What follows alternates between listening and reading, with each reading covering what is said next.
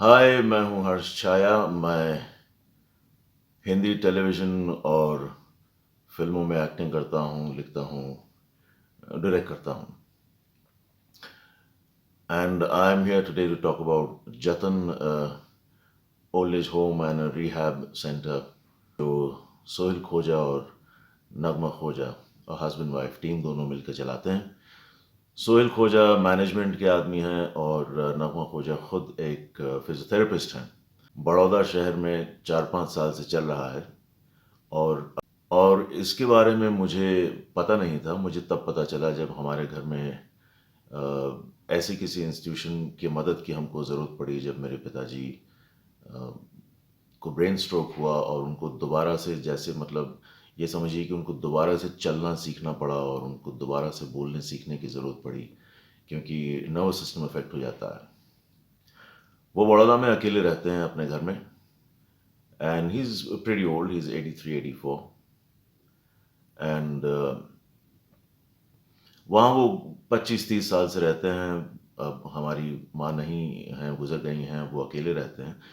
लेकिन वहाँ उनकी देखभाल करने के लिए लोग हैं। मतलब सुबह-शाम काम वाली आती है, एक ड्राइवर है जो बाकी दूसरे काम कर देता है, बैंक का काम कर देता है, उनको कोई ज़रूरत हो तो ले जाता है।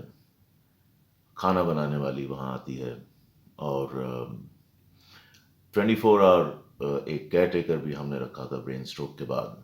लेकिन स्ट्रोक के बाद कुछ समय बाद हमको ये लगा कि उन्हें एक स्पेशल केयर या ट्रीटमेंट की ज़रूरत है, जहाँ वो दोबारा से जल्दी ठीक हो जाएँ। वो प्रोसेस जो है उनका ठीक होने का थोड़ा फ़ास्ट हो जाए, वो दोबारा पहले की तरह चलने लगें, इंडिपेंडेंट हो जाएँ। क्योंकि स्ट्रोक के बाद वो करीब 5-6 महीना कुछ नहीं कर सकते थे और उनको 24 आवर केयर की ज़रूरत थी।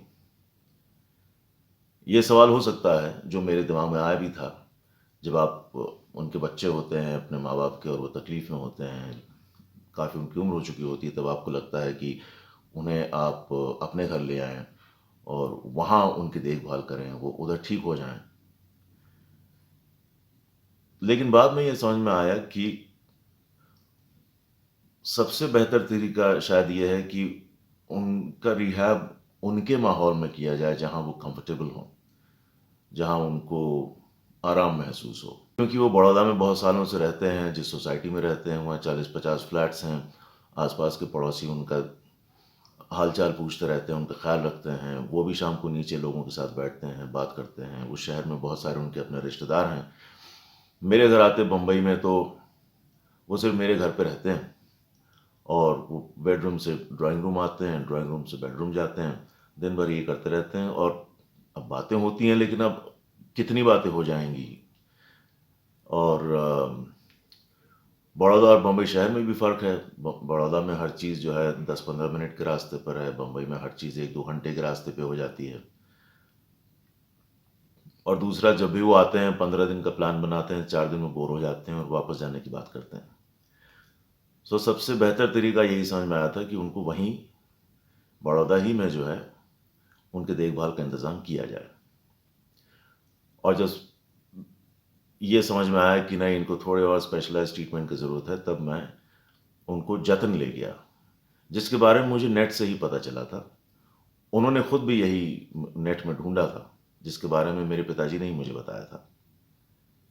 जतन जैसी जगह का फ़ायदा ये है कि एक तो वो इंस्टीट्यूशन ही इसलिए बना है कि उसका फ़ोकस ही है कि ऐसी किसी सिचुएशन में जब एक स्पेशल ट्रीटमेंट की ज़रूरत हो, स्पेशल फ़ोकस की ज़रूरत हो, तो वो प्रोफ़ेशनल जगह है और वहाँ उनके पास सारी सुविधाएँ उपलब्ध हैं। जैसे जब वो घर पे रहते हैं, तो एक काम वाली, एक दूसरे-तीसरे काम करने वाला बंदा, खाना बनाने वाली, 24 आवर केयरटेकर, फिज़ियोथेरेपिस्ट, आपको 5-6 चीज़ें खुद से 5-6 जगहों से इकट्ठा करके वहाँ मौजूद करनी पड़ती हैं। जबकि उस इंस्टीट्यूशन में, क्योंकि उनका वही काम है, तो सब कुछ उनके पास वहाँ है। प्लस क्योंकि नगमा खोजा खुद भी मेडिसिन फ़ील्ड से हैं, तो वो भी एक फ़ायदा रहता है। उनके पास फिर ऑन कॉल डॉक्टर्स भी होते हैं।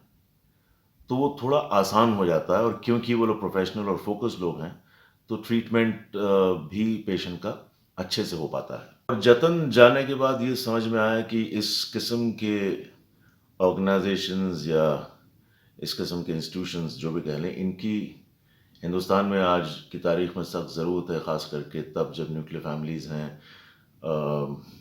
ज़्यादातर बुज़ुर्ग लोग जो हैं वो अलग शहर में रहते हैं, उनके बच्चे दूसरे शहरों में काम करते हैं। बहुत से केसेस ऐसे भी हैं कि माँ बाप यहाँ रहते हैं लेकिन बच्चे विदेश में रहते हैं, और वहाँ बैठे बैठे वो परेशान होते हैं कि अपने माँ बाप का ख्याल कैसे रखें। In fact I would go little further and से कि अगर माँ बाप हमारे साथ रह भी रहे हैं तो एक उम्र के बाद जो है उनको एक स्पेशलाइज्ड ट्रीटमेंट और फोकस की ज़रूरत होती है, चाहे फिजिकली, इनफैक्ट इमोशनली भी।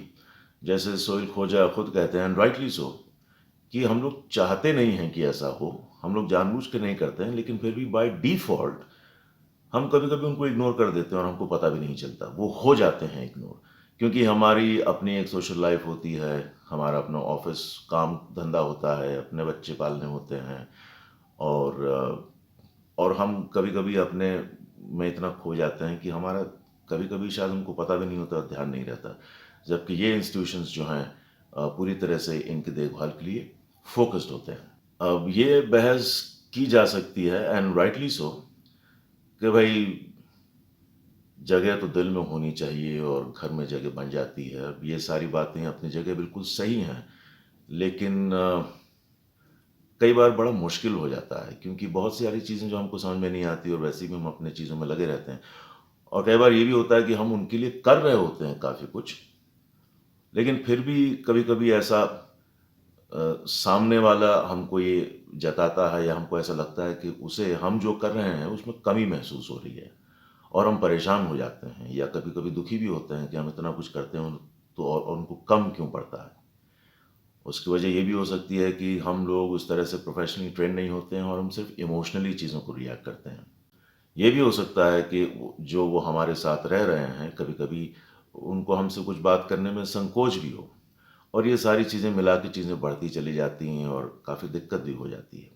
जबकि इस किस्म की प्रोफेशनल जगह पे जब आप जाते हैं तो आसान हो जाता है कहना, बात करना कि भाई ये चलेगा, ये नहीं चलेगा, ये कम है, ये ज़्यादा है, ये पसंद आया, ये नहीं पसंद आया, ये ठीक लगा, ये नहीं लगा। और बिना किसी माने बिना बुरा भला माने या उस किस्म की किसी परेशानी के चीज़ें आसानी से सुलझ जाती हैं। और ये भी समझना ज़रूरी है कि हर आदमी को अपनी एक स्पेस चाहिए जहाँ पे वो अपने आप के साथ और उस माहौल से कंफर्टेबल महसूस करें। तो अगर इसको थोड़ा मतलब विस्तार से देखें और इसको अगर ठंडे दिमाग से और आराम से सोचें, तो ऐसी जगहें बहुत फ़ायदेमंद रहती हैं। अब अगर सब लोग साथ मिल के रह सकते हैं तो अच्छी ही बात है, और अगर हम अच्छी देखभाल उनकी कर सकते हैं और उस किस्म से अफ़ोर्ड कर सकते हैं कि वो जो 6-7 चीज़ों की ज़रूरत पड़ती है, उन सारी चीज़ों को हम सब जगह से इकट्ठा करें और वो सारी सहूलियतें मौजूद करवाएँ, तब तो बात अलग है। लेकिन ज़्यादातर ये भी हमारे लिए मुश्किल हो जाता है, और ऐसे इंस्टीट्यूशंस में क्योंकि उनका ये काम है, तो एक तरह से और बहुत सारे लोग भी वहाँ होते हैं, काफ़ी सारे लोग वहाँ होते हैं इसी किस्म के, तो कॉस्ट इफ़ेक्टिव भी रहता है। And as far as my experience is concerned, it was, मेरे पिताजी वहाँ 3 महीने के लिए थे, और मेरा बहुत ही मेरे पिताजी का भी मेरे पिताजी का एक्चुअली फर्स्ट हैंड एक्सपीरियंस है। मैं तो वहाँ जाते रहता था, उनसे मिलते रहता हूँ। महीने में वैसे भी हर महीने जो है मैं बड़ौदा जाता हूँ। उन सब ठीक है कि नहीं, वो ठीक है कि नहीं देखने के लिए। जतन भी मैं काफ़ी बार गया। So I felt that places like Jatan are very helpful and very important in today's times. And I wish all the best to Sohil and Nama Khoja in this endeavor and for the future.